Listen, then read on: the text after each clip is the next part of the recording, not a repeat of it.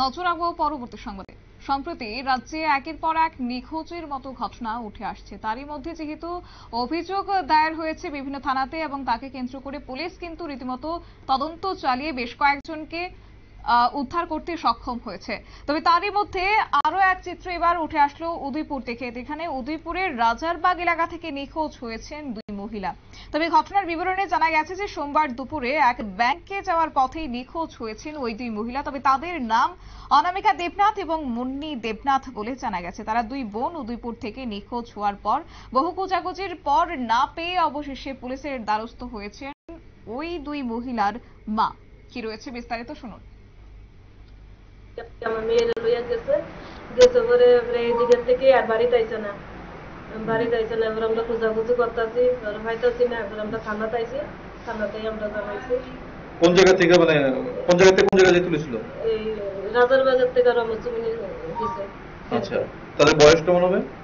একজনের 19 বছর আর একজনের 21 বছর। অনামিকার 21 বছর আর মুন্নির 19 বছর। এই গোটা বিষয়টা আপনার কাছে কি মনে হয়?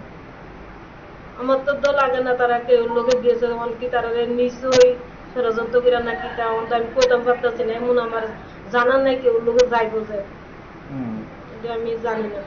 আচ্ছা, এই কোনো কি বিষয়টা নিয়ে কাউকে সন্দেহ হয় বা কিছু? না, এমন সন্দেহ আমার কাছে নাই। যারা নিখোঁজ হয়েছে তার নাম কি? তার নাম, একজনের নাম অনামিকা দেবনাথ, একজনের নাম মুন্নি দেবনাথ। বাড়ি কোনখানে? রাজারবাগ।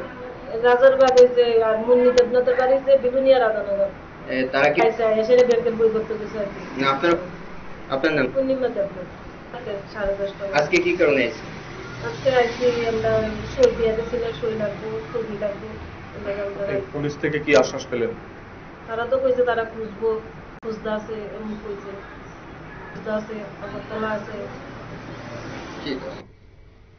আপনারা শুনলেন সংশ্লিষ্ট মহিলার বক্তব্য। তবে দুই মহিলার মা পূর্ণিমা দেবনাথ তিনি আজ তুলে ধরেছেন সমস্ত বিষয় এবং তিনি জানিয়েছেন যে উদয়পুর রাজারবাগ এলাকা থেকেই ওই দুই মহিলা নিখোঁজ হয়েছেন।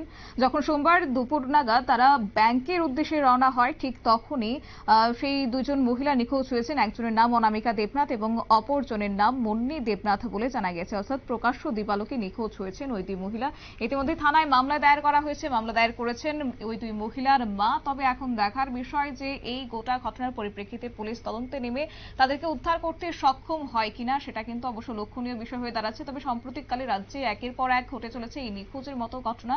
তাকে কেন্দ্র করে কিন্তু এক প্রকার নিরাপত্তা নিয়ে প্রশ্ন তৈরি হচ্ছে। তবে সেদিকেই এখন তাকিয়ে রয়েছে সংশ্লিষ্ট মহল, যেখানে এই গোটা ঘটনার পরিপ্রেক্ষিতে আগামী দিনের সমাধান বেরোয় কিনা। সংবাদ আপাতত এই পর্যন্তই। পরবর্তী আপডেটের জন্য চোখ রাখুন শুধুমাত্র নিউজ ভ্যানগার্ডের পর্দায়। নমস্কার।